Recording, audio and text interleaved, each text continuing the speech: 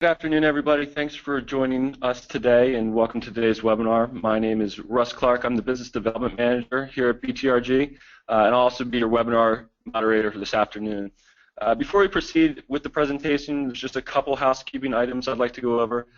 Please note that all attendees are in listen-only mode.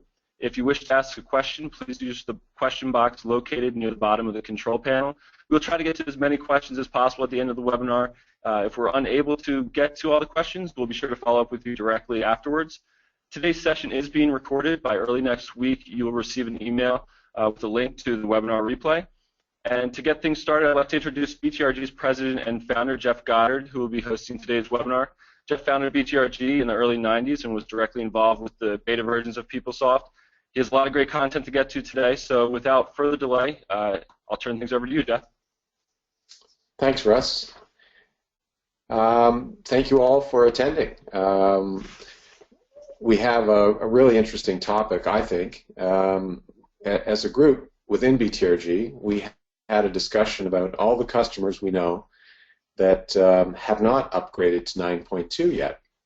And version 9.2 came out in March of 2013. So we put together an agenda that I think will specifically talk to the value of perhaps having waited until now, and certainly what's in 9.2 today versus what first came out back in 2013 is different, and we put together this agenda around what really has changed. So whether you're planning an upgrade to 9.2, or perhaps you were one of the early customers that already upgraded to 9.2, I think a lot of the content that we put together here is going to be useful for you because it's kind of an update of where Oracle is going with the PeopleSoft product. And it's been a busy couple of weeks. A lot of changes were just announced, and we're covering some of the newest and greatest functionality and features that Oracle is delivering. So this is a rough agenda. I'll be spending most of my time on what the latest version of PeopleSoft is all about and how to get value out of these latest features. Then I'm going to talk a little bit about strategy around the new Fluid UI, changing the way you do your upgrades now. I'm going to try and settle some debate around analytics and dashboards. And then I'm generally going to talk about mobile strategy and what we're seeing at client sites. So a good mix of content, information, and strategy.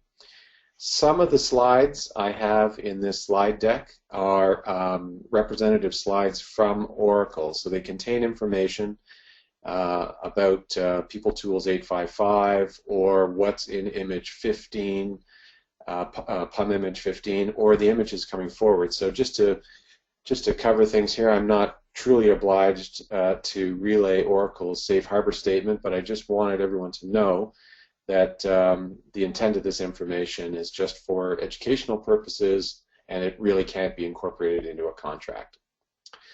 So this is a great topic, advantages of waiting. We often have customers that have different mindsets. Some want to be first on any new release, and some want to wait until the product's been out for a while. So there are what I would call some obvious advantage to having waited to upgrade, and just here's a few of them.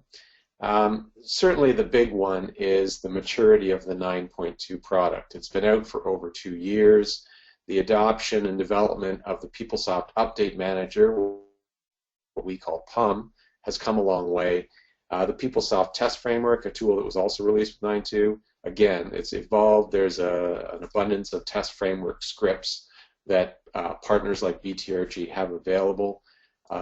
And there's the evolution of some concepts that were introduced with 9.2. This application data set notion and the migration workbench that lets you move data sets from environment to environment. That's also evolved. And certainly just the increase in number of Oracle-delivered work centers, pivot grids, analytics.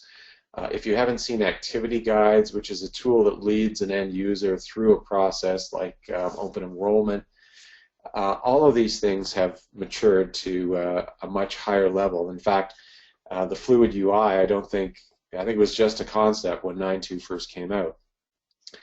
Then there's some what I would call not so obvious advantages to having waited.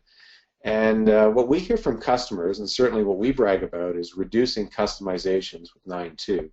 And exactly how you do that changes almost with each PUM image release, because there's increased functionality that replaces what you might have had in an earlier version as a customization. Generally speaking, the how to customize is becoming a little bit more clear for customers. There are increased capabilities to configure the software where maybe in previous releases you had to customize. Common options of how you set things up in the product have evolved to the point where the need to customize is rapidly going away. The other concept that's gaining maturity is this idea of personalizations, and the Fluid UI in particular makes this message possible. When we talk to past customers and we look at their customizations, a lot of them were what I would call UI related. There were things that they did on pages to make the end user's job easier to do. And now with the Fluid UI, a lot of those options are available to the end user of the product anyway, and they're no longer customization. They are really what we would call a personalization, and it's something that you can move from release to release without having to redo. The other area that we saw customizations were around performance. So customers had something like complex time and labor processing, maybe projects and project costing, was a very intensive process that required tweaks to SQL and how they interacted with their database, even for banks, average daily balance, things like that. These were processing hogs, let's call them. And now the core PeopleSoft product delivers some in-memory applications for these processing-intensive type needs. And so if you're in that situation, this might be an area where you can eliminate customizations. Also, I would say the approach, and this is clearly not too obvious to people, but the approach to business process improvement or business process management has really changed, because we used to do this very much around transaction processing. How do you process a voucher? How do you hire a new employee? And now our approach to business process analysis is very much around roles. What does a person do? And I'm going to talk about more of that one later. The other change, with all of these releases, these updates that come out multiple times per year, Oracle's really become your next generation of development partner. You know, you used to wait for 3 or 4 years for something new to come out, and consequently you might have chose to customize in order to fill the gap. Now you've got new functionality come out multiple times per year, and if you understand that roadmap, probably don't have to customize quite as much. You can still customize, of course, and we have customers that do have customizations that they feel strongly about, and they support some strategic differentiation in their business, and they want to be able to maintain that going forward. That's still available, and you know, I think people are softening a little bit. We want to decustomize and make it more manageable, but if there's something that is absolutely necessary, you can still customize it. The last thing that's not so obvious about having waited to upgrade is that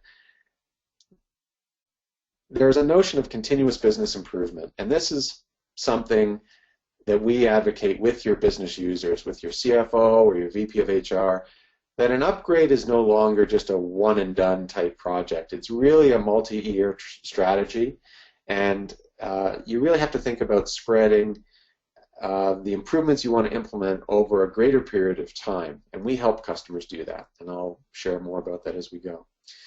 So just for everyone's information, 9.2 came out in March 2013, and we're up to PUM image number 15 as we switch over into the year 2016. If they had, my theory is that if Oracle had continued with the numbering scheme, we would have been on 9.4 by now. So if you're one of those customers that's waiting for 9.3 or 9.4, stop waiting. The functionality that would have been delivered in any major release or point release is being delivered all the time, and there's a roadmap for what's coming in each PUM image. And as a partner, strategic partner, we help customers plan around what's coming. So this webinar is really timely. PeopleTools 855 was just released last Friday. That's how new it is. And a few of BTRG's leaders were out at Oracle headquarters last week. We gained tremendous insight into PeopleTools 855 and where this product's going, and it's really quite exciting.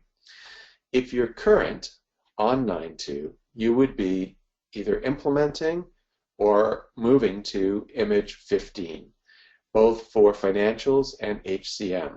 The images are released on separate dates for financials than HCM and campus solutions. And if you're a higher ed customer that's been waiting for Campus Solutions 9.2, it is finally available. So here's kind of the roadmap of those image releases, and this is right off of the PeopleSoft Update Manager homepage on the Oracle website. For HCM, you've got 5 image releases planned for 2016. That'll take us from image 16 up to image 20. And for financials and supply chain, there's, how many is that?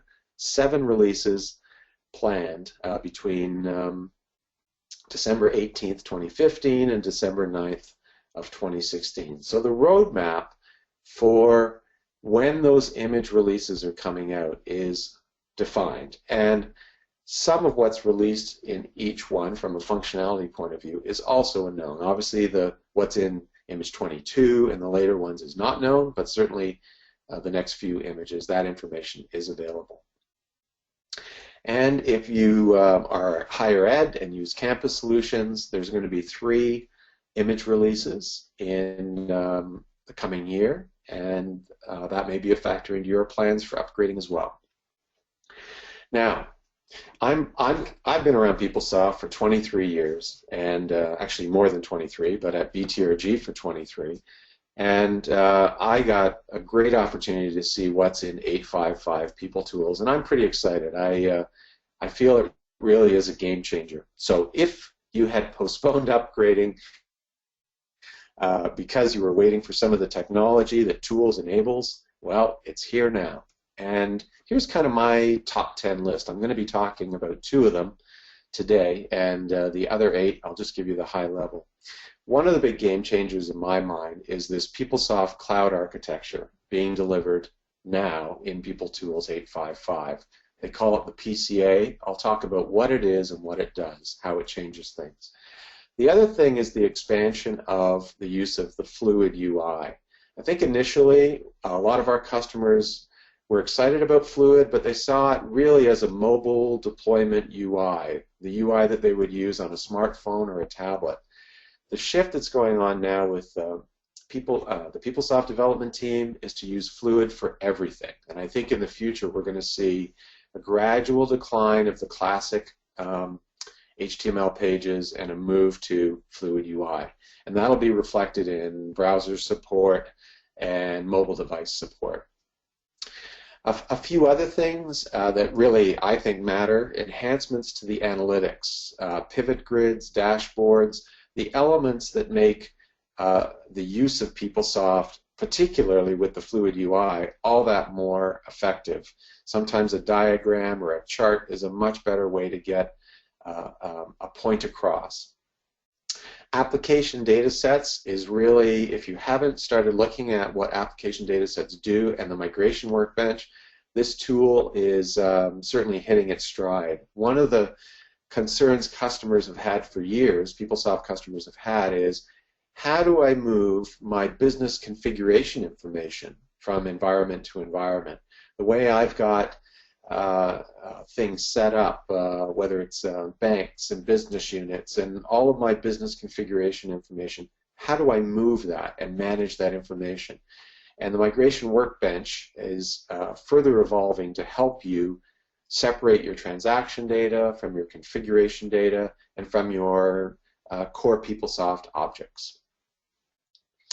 Workflow, approvals, and notification. Again, the big game changer here is that if you're pushing out PeopleSoft access to a large audience on mobile devices, and let's face it, that's what people are going to use to do approvals and notifications in the future, there needs to be integration between AWE and Fluid. And that's done through some new tools called Page Composer and Approval Builder. And I'm going to talk more about why those are game changers as well. There are enhancements to the PeopleSoft test framework, which is instrumental to testing your software each time there is a new release. And there's enhanced enterprise security. And here's a simple thing that you don't really think about, but if you have PeopleSoft users that are going to be accessing the app on a mobile device or a tablet, well, there's no file system on that. So if you want to attach documents into your PeopleSoft environment, the source of those documents needs to be somewhere. So there's now integration to cloud-based document sources. You know, if I'm entering a journal or approving a voucher on my tablet and I need to attach an original invoice, I could take a picture of it and upload it into my PeopleSoft environment, or I could grab that document or PDF off of the cloud. Google, Dropbox, iCloud, there's various options that are supported. Another bit of news is the end of Crystal reports. Many of our customers have a big investment in Crystal reports, and we're going to help them migrate those to XML Publisher or potentially online analytics. I think there will be a way, if you want to continue to license Crystal, you can. It just won't be through Oracle. My high-level understanding is that SAP bought Crystal's reports, so it's owned by a competitor. And the last one, which is kind of important, if you've looked at 9.2 and you understand how PUM images are delivered, there's this new deployment package capability that's built into the PeopleSoft cloud architecture. And that may change the delivery mechanism of how you get updates. And I'll talk about that a little bit more. So just the first two. Let's talk about the PeopleSoft cloud architecture first, the PCA, because I'm kind of excited about this. The notion here is that every customer has multiple environments, and in this example, there's an Oracle slide behind every production instance. There are usually many dev and test instances, and they're used for all different purposes: QA, conference room pilots. And the time it takes to spin up these environments can be a significant effort. And typically, what Oracle's found is that customers do most of that provisioning work manually. And I think all of you who have PeopleSoft and are familiar with the PIA, the Internet Architecture, know that there's all these different server components. And the most sophisticated clients that manage their PeopleSoft configurations typically go through these steps of downloading updates, installing them, configuring it, doing some high-level testing before they deploy it back out to their user community, whatever that might be. It could be your development users, it could be business users that want to see what the latest demo environment looks like. And then you go through that step. You go through those 6 steps all over again, those 5 steps all over again, for as many environments as you have. So some of the most proud customers say, hey, we can spin up a PeopleSoft environment in as little as 1 to 3 weeks. Well, the PeopleSoft cloud architecture sets to change all that by automating this process. It's very much a tool for provisioning all your PeopleSoft environments and all that make up a full PeopleSoft environment. And the change to the process that Oracle is after here is a much simpler one, where you download all of the components as one package. You tweak that configuration and deploy it in as little as 2 hours or less. And if you take that notion and multiply it by the number of environments that most of our customers have, this is a huge time saver. So how is that done? Well, there's something called a PeopleSoft deployment package, a DPK, and this will probably be new for most of you listening. But this package is a series of both data and scripts that reside in your database and can be freely exchanged between different environments. It contains all the PeopleSoft software, the server components, the client software, as well as automated instructions that the cloud architecture would execute in order to configure all of those PeopleSoft components. So the things that you used to do manually are done in an automatic way. And this all starts with PeopleTools 855. From 855 forward, all PeopleSoft instances will be installed and configured using these development packages, DPKs. Okay, well, how does that change? How's that a game changer? Here's the thing. It doesn't matter whether those DPKs are on your server, downloading it from an Oracle server, or residing on Amazon Web, on the cloud, or on the Oracle cloud, or on whatever cloud provider you choose to use. The methods for automating the deployment are going to be the same.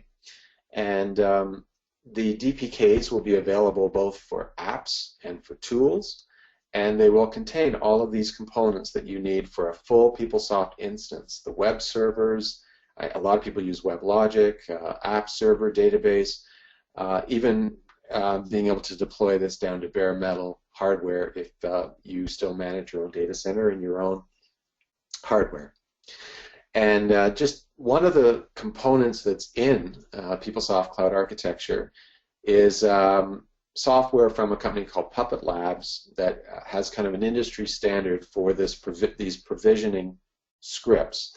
And this contains all your servers, your client binaries, everything around the PIA, process scheduler, and of course the instructions for how to configure those for your particular environment are what gets set up in the cloud architecture so that you can rapidly provision and deploy environments.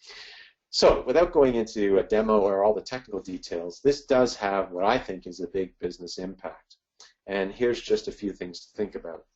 The PCA really streamlines the provisioning and management of PeopleSoft environments, including the cloud, which can lead to a lower cost of ownership for a lot of reasons. The most obvious, the spin-up time that would have taken 2 to 3 weeks now takes 2 hours or less. It's easier to manage updates to all those different environments. There's also some capabilities built into PCA that will let you leverage Oracle's platform as a service, infrastructure as a service, or data as a service. Now, keep in mind that these as a service offerings are more than just hardware. Along with the hardware is some level of managed services capability and updates being delivered by the vendor, just like if you go to Amazon or another vendor for cloud services, you're getting more than just hardware. Your PeopleSoft licensing remains the same. This is not SaaS. You're not renting the PeopleSoft applications. You still own the PeopleSoft applications. What this cloud architecture allows you to do is really take advantage of innovation in the cloud. And some of that innovation has been around virtualization or spinning up CPU and RAM and capacity when you need it and winding it down when you don't need it. And that's something that that's flexibility that you might not have in your internal data center.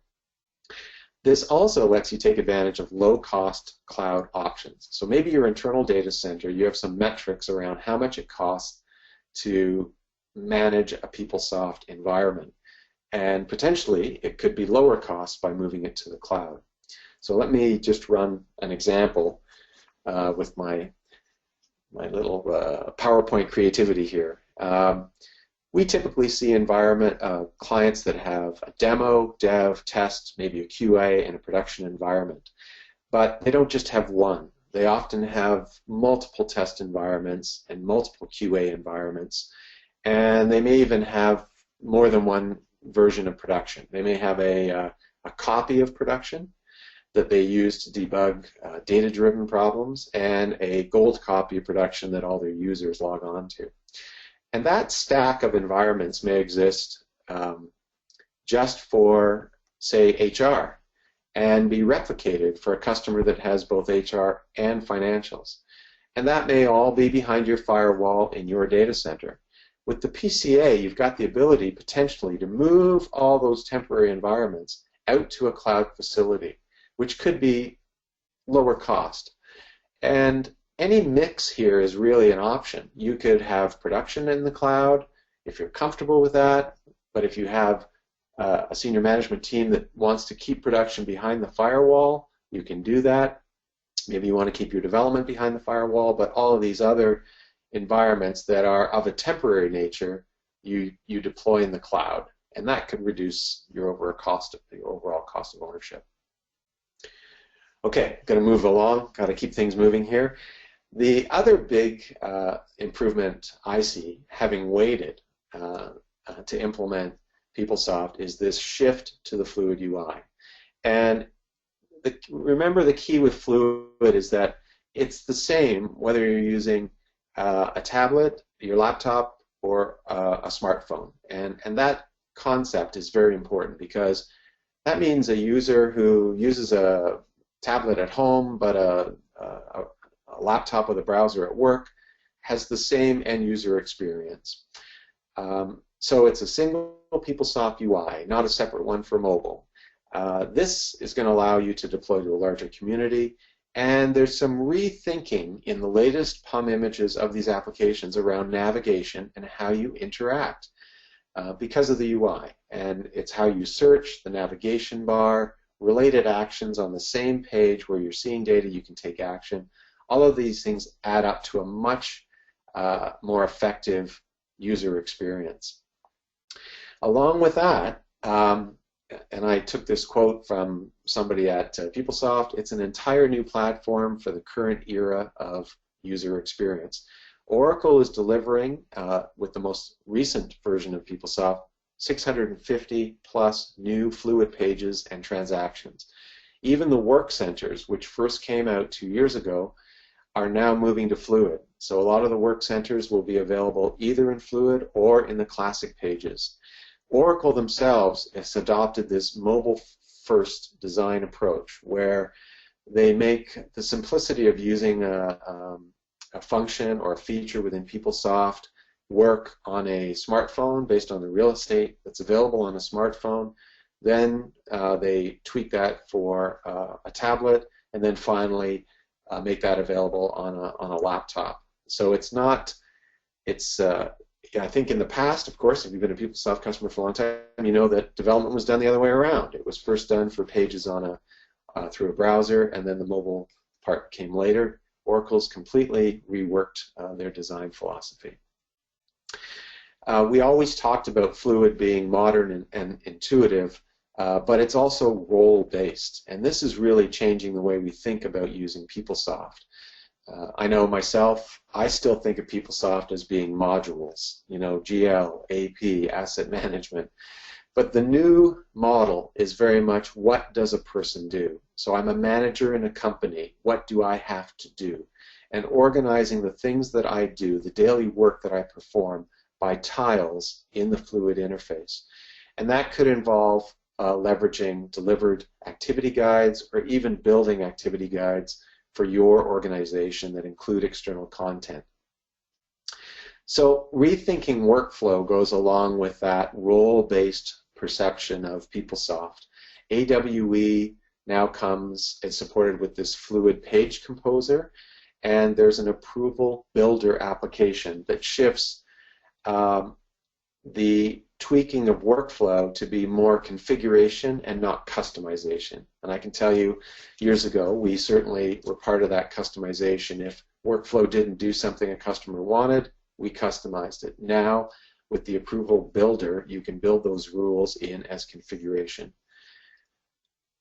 So just a quick, and remember, all of these improvements in 8.5.5, I'm only covering the cloud architecture and the Fluid interface. These are just 2 of my top 10. There are resizable tiles. Tiles can now display external content. Doesn't have to be just PeopleSoft content. There's interactive controls built into the tiles. You can personalize home pages, and you can publish those home pages to multiple users. There's a tile wizard, an activity guide for configuring the tiles. There's new navigation improvements, this new nav bar. You can sort of see a small picture of that on the left of my screen. Work centers that now work with Fluid UI. There's one of those on the top right of my screen. These have all been made more efficient by using things like related information based on content that's relevant to the transactions you're looking at on the main page. And there's simplified analytics to go along with this. So those UI improvements from Fluid UI really have a business impact. And here's just some examples. Transaction users are more productive with 9.2 and the Fluid UI.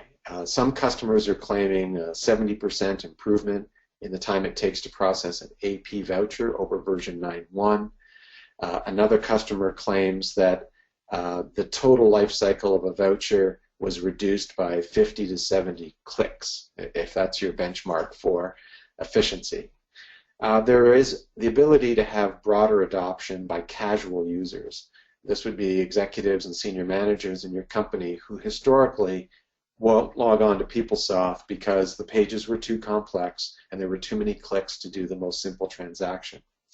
So, increased accuracy of data collection, the ability to eliminate customizations, faster business response with related actions, and the value you get from these analytic components.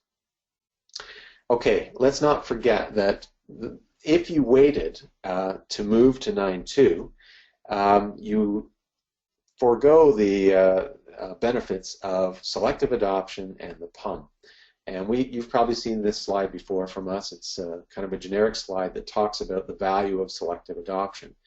Remember that even though these images are coming out regularly, it's up to you as a customer to decide how you consume them. You're not forced to consume them when they come out, and you're not forced to consume everything that comes in a PUM image. You get to select what's relevant and most valuable to you as a company. That's the value of selective adoption. When this first came out, I think our customers weren't exactly sure how the PUM was going to change their support organization, but now we have experience with it. And as a partner, we help customers adjust to the new way PUM images come out. So let me just share with you some experience here. The first few images, if you waited to upgrade, the I would say the first 10 images that came out through the Update Manager were mostly updates, fixes, and patches, which customers were used to dealing with. It was a change of method, but most of what was in there was updates and fixes. From PUM image 11 to 15, functionality started to be deployed, adding new functionality, new Fluid pages, the Fluid tools, work centers, related actions in place. And just here some more examples. In the financials, there's 90 pivot grids for the classic mode, and there's 40 now for the Fluid UI. There's over 180 delivered work links to application grids. All of this stuff comes with each image release. So initially, I think customers weren't sure how to implement those new capabilities. In fact, we still have a perception problem in that if you have in an IT organization that support PeopleSoft, is selective adoption great? They say yes. It's a huge advantage. But if you talk to the line of business users, they're not sure because perhaps they haven't seen all of the new functionality yet, or perhaps the client hasn't put in place the governance to adopt and deploy new functionality as it comes out. So I would say we're at the brink of kind of a new challenge here to get the line of business up to speed with how selective adoption changes their use of PeopleSoft and how it lowers the cost going forward. To make that job a bit easier, at BTRG we have something you can download off our website called a proactive PUM scheduling planner. And We either can work with you to fill in the schedule, or you can use it as a tool yourself. You can get that PUM scheduler in two ways. It's available on our website, and the URL for the website is on this screen. It's at btrgroup.com, PUM schedule 2016. Or you can get it off of our interactive brochure site, where you text BTRG to the number 95577, and on our mobile hub you can download that scheduler yourself and figure out if that's useful in planning your 2016 year. A couple other topics I want to talk about today before I get into those strategy elements, and this is kind of my transition slide. A lot of our customers are confused about cloud versus PeopleSoft and SaaS, and at executive levels in the organization, they're hearing a lot about cloud, they're hearing a lot about SaaS, and they're hearing that it saves money. That's, I think, the message that's the most loud and clear. And if you're an Oracle customer, you're going to get a lot of attention from the sales organization at Oracle if you're thinking about cloud. Maybe not quite as much attention if you're thinking about PeopleSoft and upgrading PeopleSoft. And that's creating some confusion. There are a lot of terms. PeopleSoft is not going SaaS, but it will embrace cloud innovation into the core product and potentially get you some of the same cost savings and results you would get from a cloud app. Let me describe, first of all, that PeopleSoft's commitment to Oracle is substantial. I don't believe it's going away. In fact, I was quite encouraged by everything I saw in the latest tools release, and it reminded me of the innovation that I experienced in my early days with PeopleSoft, and it's encouraging to see that that still lives. So why is Oracle not abandoning the PeopleSoft platform? Well, here's the business rules. It represents $1.3 billion in revenue to Oracle. Those are your maintenance fees primarily. There are still some net new PeopleSoft sales. The install base globally was roughly 6,500 customers, so it's a huge install base. There are no real hard statistics on whether people are moving away from PeopleSoft, but there is a general attrition rate associated with any install base this large. And I don't think it's a scenario where people are just running away to cloud, but certainly some people are finding that cloud is the better direction that they want to go strategically. So you're going to see that install base diminishing over time, but not at a very substantial rate, I would say. And it's not the right answer for everybody. The good news is there's a very active customer advisory board. A lot of the enhancements that I've seen in 855 tools came directly from customers, and there's a mature and stable partner ecosystem of which we're very proud to be a platinum partner of Oracle. And here's another statistic that may help build your case for planning an upgrade. About half the customers, PeopleSoft customers, have already upgraded to 9.2, and they're very happy with their investment. There's about another 35%, these are approximate numbers, that are on version 9.1, and about 15% of the install base is on a version earlier than 9.1. So this is Oracle's own slide. They're not moving away from their PeopleSoft investment. It still reflects these four pillars: to provide a modern and intuitive mobile and desktop user experience for all users, enable personalization and configuration to replace what was once the domain of customizations, to deliver new application functionality and expand the use of existing features, and that's pretty clear with the latest tools release, and still allow customers to run, maintain, and update PeopleSoft at a low cost. And there's a lot of techniques to doing that. So I like to say PeopleSoft is still a very viable solution for our customers, and we're happy to see the customers that continue to invest in PeopleSoft. It is becoming what I would call cloud-like. For example, what cost savings you're looking for and what characteristics you expect of a cloud app are being delivered by PeopleSoft. The frequency of functional enhancements is one of the promises of both SaaS and cloud apps. Well, now you get that with PeopleSoft through the PUM release strategy. Eliminating the costly large upgrades that people would do every 3 or 4 years, that now goes away with selective adoption. If your reason for moving to the cloud or looking at SaaS apps was to get a modern and intuitive UI, I would argue you can achieve that with PeopleSoft. So that reason alone is not a good reason to switch off your PeopleSoft platform. And if you're looking to deploy mobilely, again, Fluid UI delivers there, PeopleSoft delivers.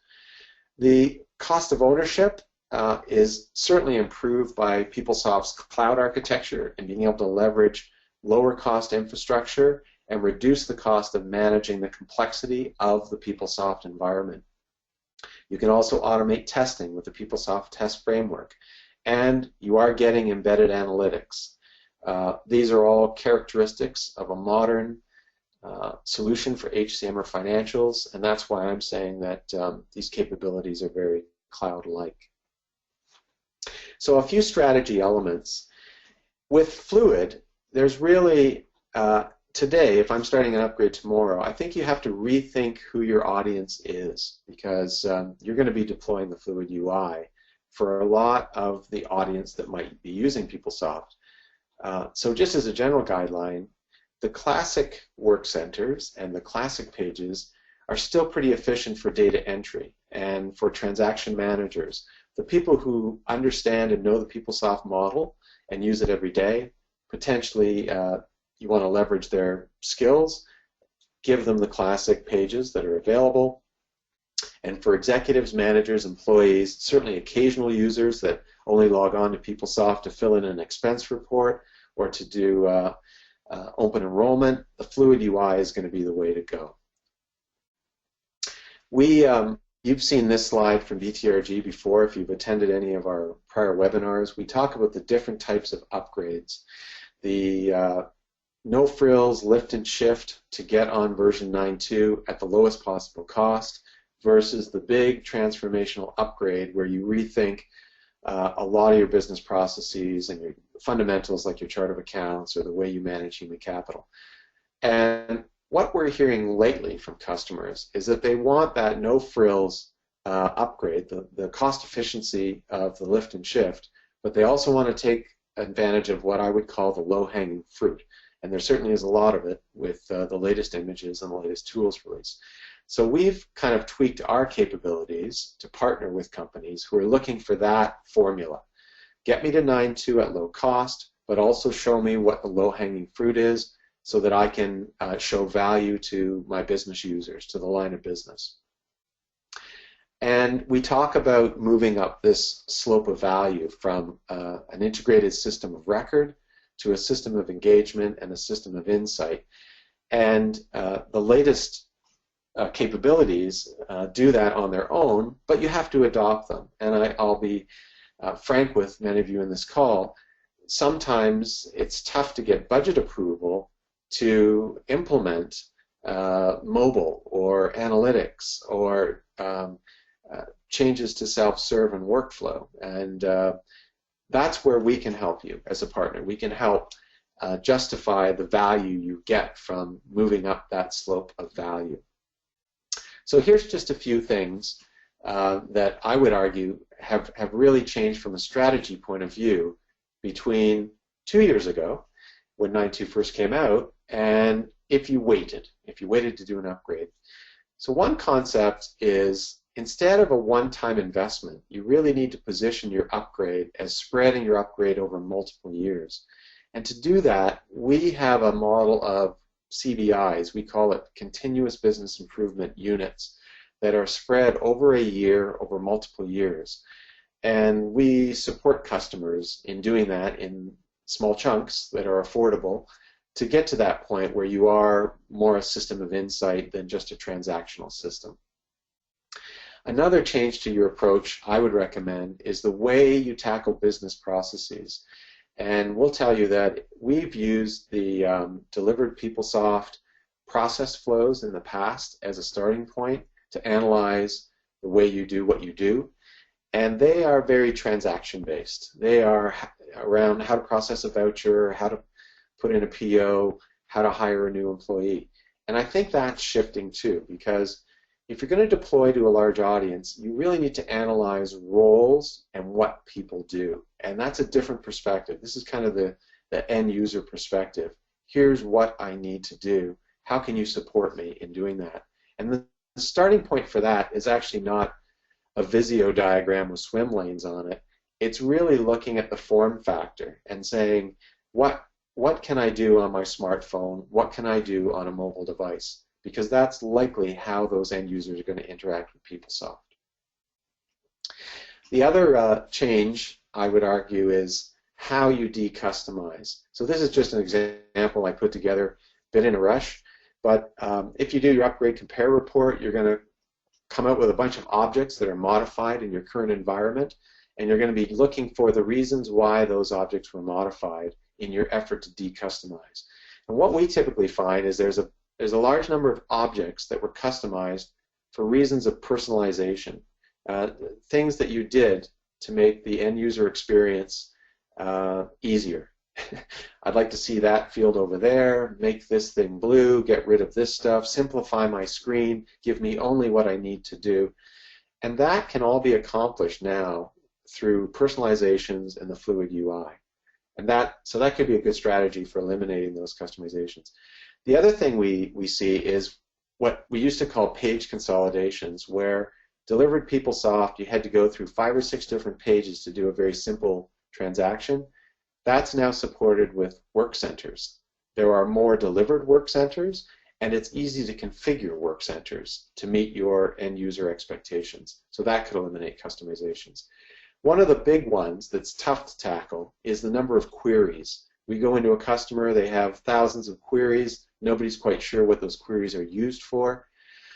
What I would suggest is, if your budget allows, is some time invested in what are people using that information for. And what you may find is that you've got hundreds of queries that are answering the same business question. And if that question is being asked by managers throughout your company, you really need to take a look at the embedded analytics and pivot grids that come with PeopleSoft to say, can we answer that question online without creating a query that someone exports to an Excel spreadsheet and then they do some kind of tweaking of the spreadsheet.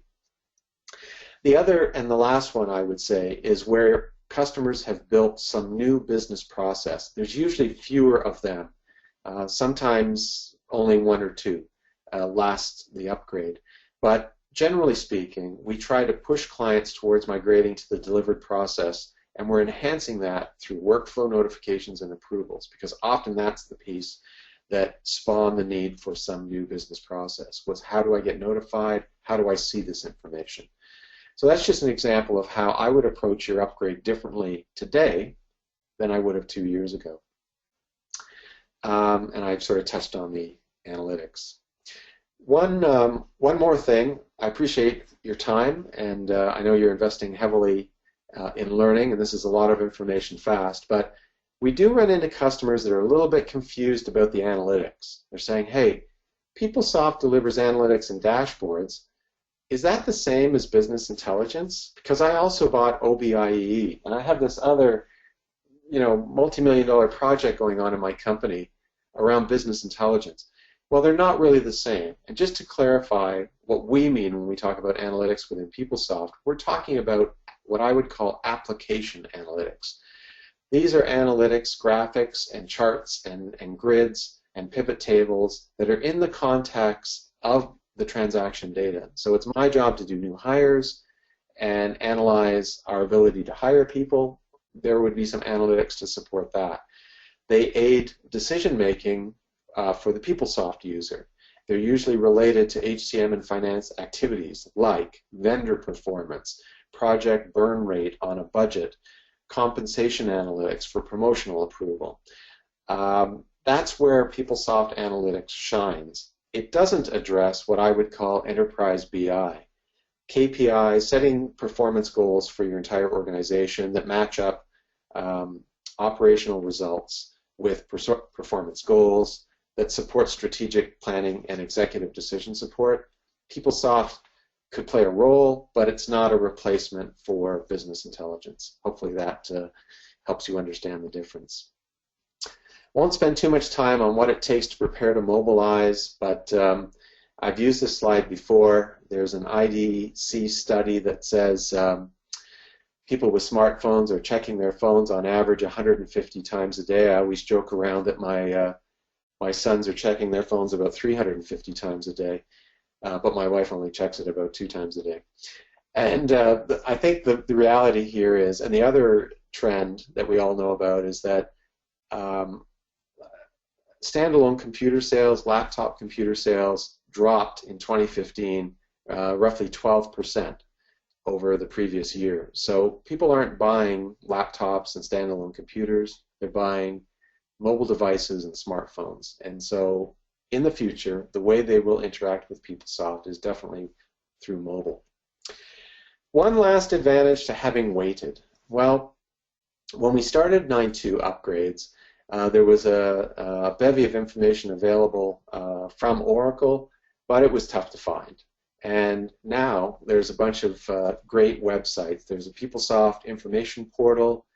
If you haven't logged on to it or you need the URL, just ask any of us in BTRG. We'll even maybe send out a document on how to access these things.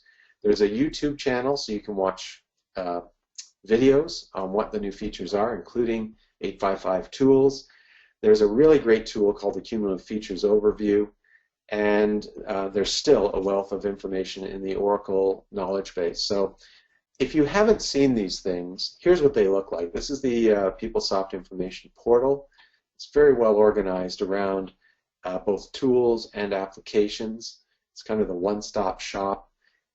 This is the YouTube channel. There's always new videos being added.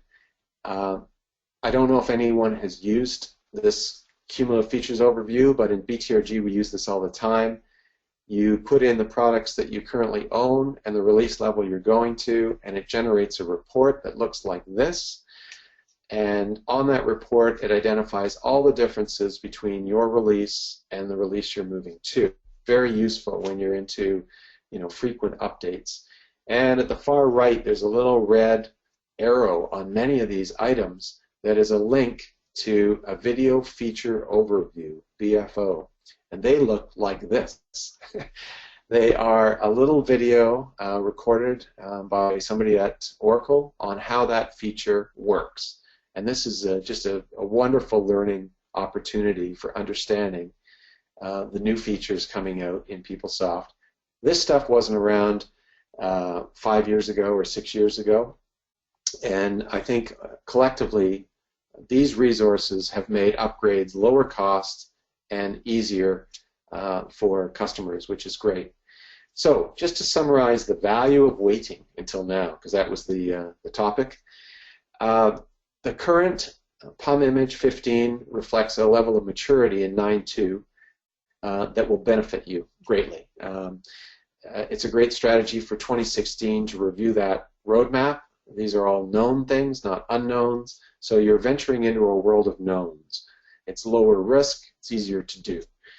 The latest tools release, which just came out on last Friday, really defines a shift in the technology for PeopleSoft, which I'm thrilled to see, that allows you to take advantage of cloud innovation.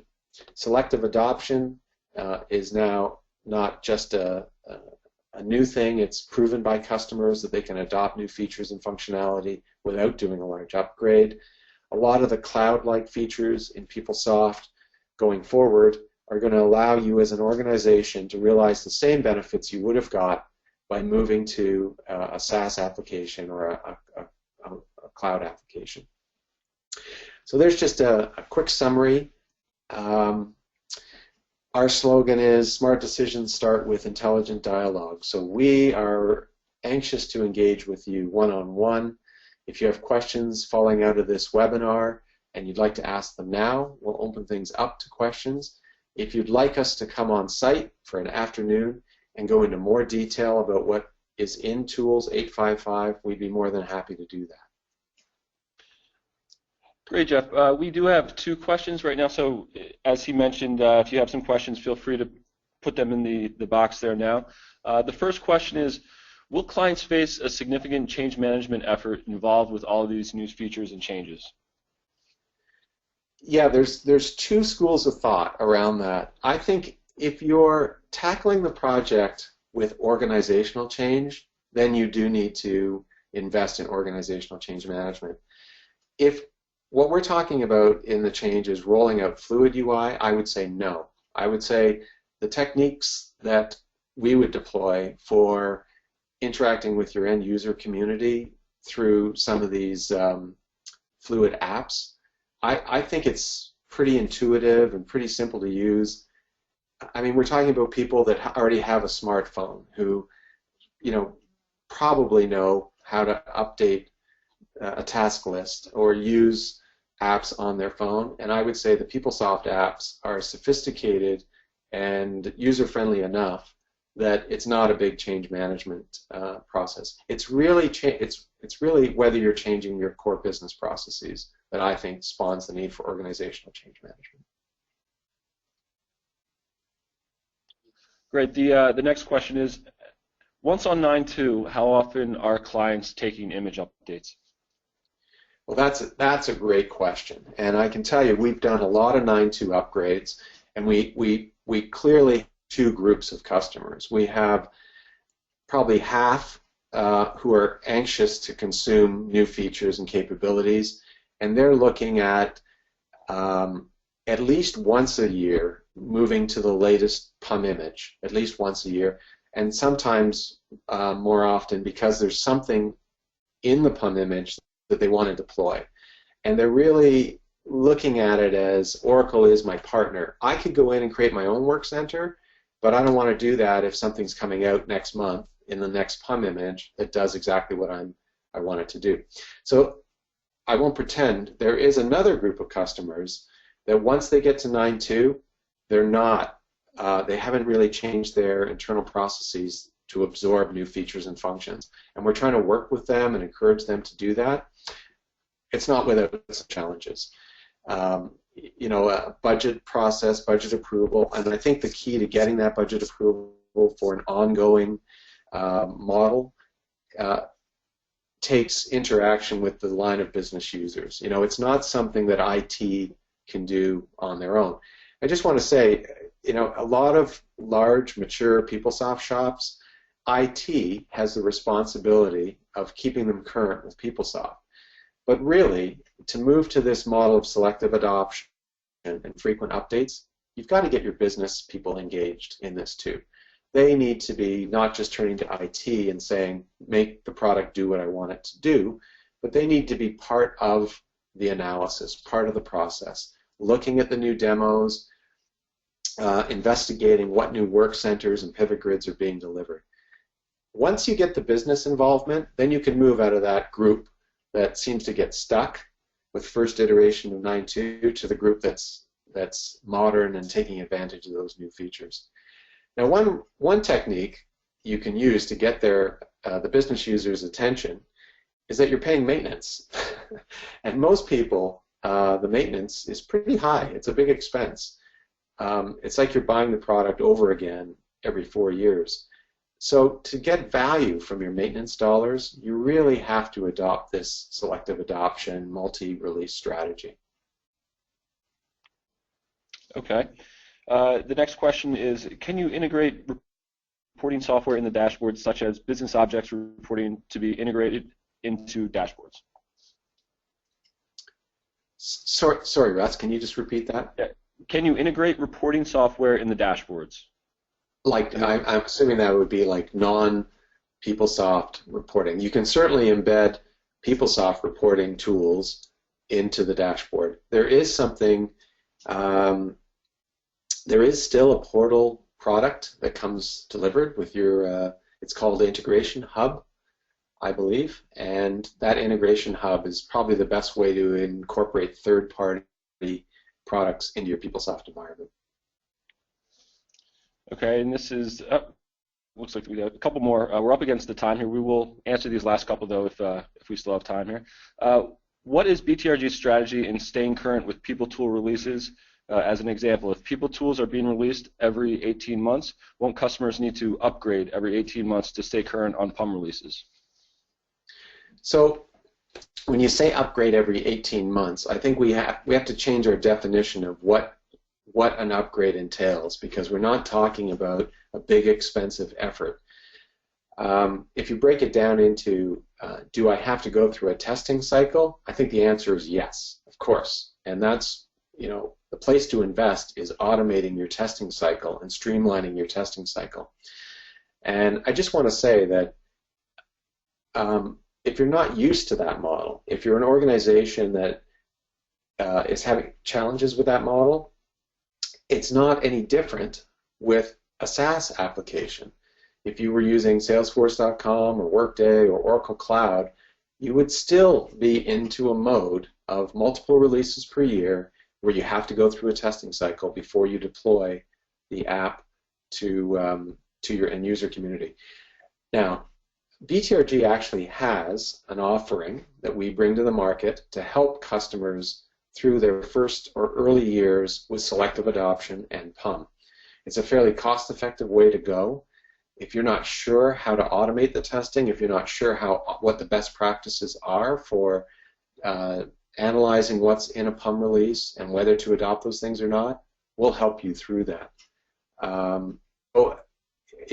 think it is a big change. It's not easy for traditional PeopleSoft shops to get their head around this constant release of new functionality and deploying it.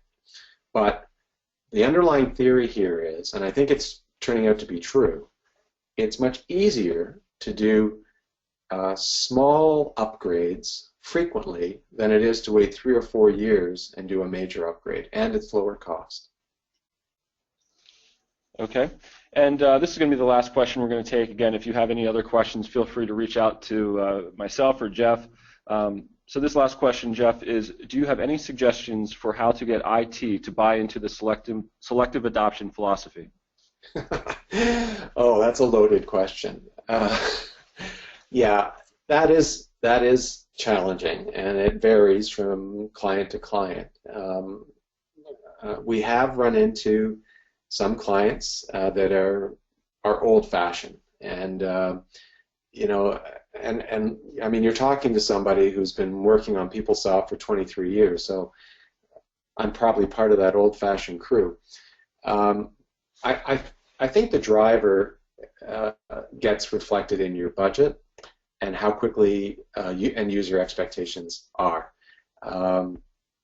Certainly, I can help a little bit getting modernizing IT's approach to PeopleSoft, but there's all kinds of techniques that we do. I think if you can demonstrate the value, cost savings, and take away the fear, IT will come on board. But I think with any shift in technology, there's bound to be some fear and some reluctance. People like to hang on to what they know, and they're comfortable with what they know.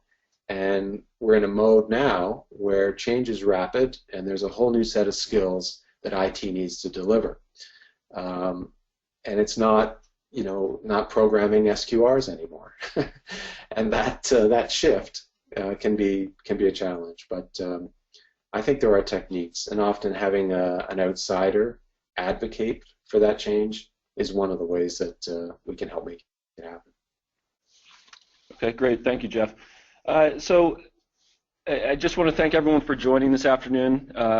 And Jeff, thank you for putting on the presentation. I think it was very informative. The slides and the webinar replay will be sent out via an email probably early next week, so you can share the replay link with your colleagues.